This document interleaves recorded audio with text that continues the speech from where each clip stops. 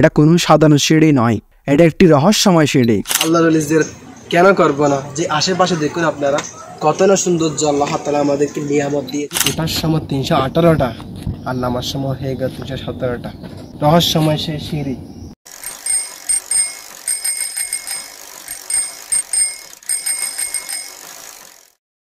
আসসালামু আলাইকুম। গো SM blog থেকে আমি সাইমন।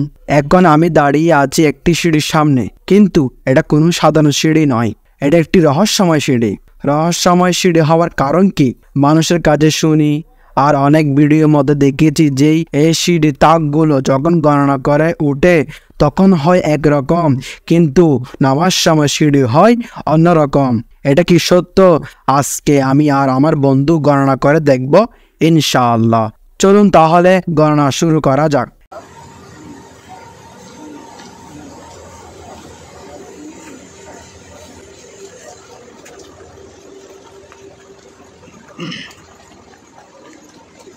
এতটুকুর মধ্যে 25টি পেয়েছি, দেখি সামনে কয়টি পাই।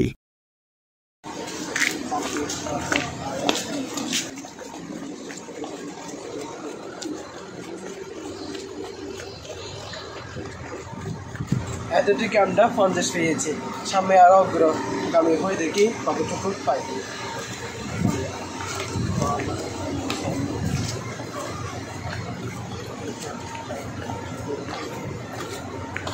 এই পাহাড়ের উপর একজন মকবুল আলী শুয়ে আছেন, যার নাম হজরত করম আলী শাহ প্রকাশ চাল ডাল মিয়া শাহ রহমতুল্লাহ তাআলা আলাই। তিনি রহমতুল্লাহ তাআলা আলাই অনেক কেরামত সম্পন্ন আল্লাহর আলী। এতটুকু তো আমরা 100 পার করে ফেলেছি, মানে 100 আমরা সিঁড়ি।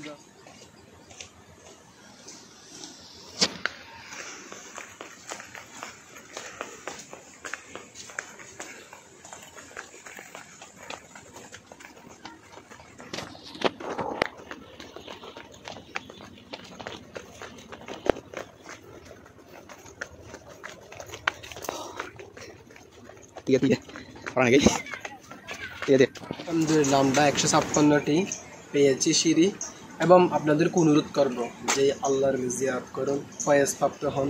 এবং আল্লাহর জিয়ারত কেন করব না? যে আশেপাশে দেখুন আপনারা কত না সৌন্দর্য আল্লাহ তাআলা আমাদেরকে নিয়ামত দিয়েছে। খুব সুন্দর আল্লাহ তাআলা আমাদেরকে নিয়ামত দিয়েছে। একটা পাহাড় পর্বত, সবুজ সরারি আমাদের মাঝে। আল্লাহ আল্লাহ, কেমন নিয়ামত আল্লাহ তাআলা আমাদেরকে দিয়েছেন। এক তো আল্লাহর ওলির ফয়েজও পেয়ে যাচ্ছি। সবুজ শ্যামল দেখলে চোখের জ্যোতি বাড়ে, কিতাবের মধ্যে রয়েছে। আমরা আবার গণনা করি ইনশাআল্লাহ। পেয়েছি আমরা 156টি, এখন আরো গণনা করি ইনশাআল্লাহ।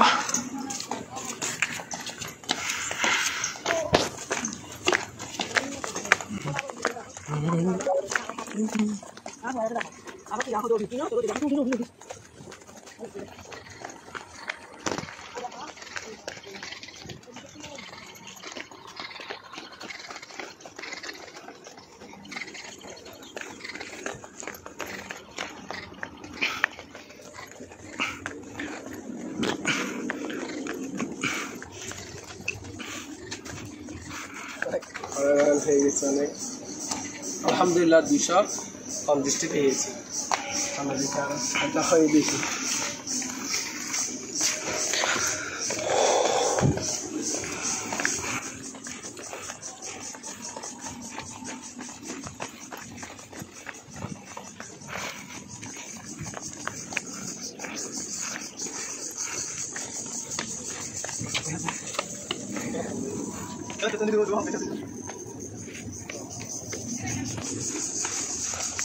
আলহামদুলিল্লাহ আমরা ওঠার সময় 318টা পেয়েছি, এবার নামার সময় দেখি কয়টা হয়। অদ্ভুত ব্যাপার, আমরা গণনা করে দেখলাম যে ওঠার সময় 318টা আর নামার সময় হয়ে গেল 317টা। রহস্যময় সেই সিঁড়ি।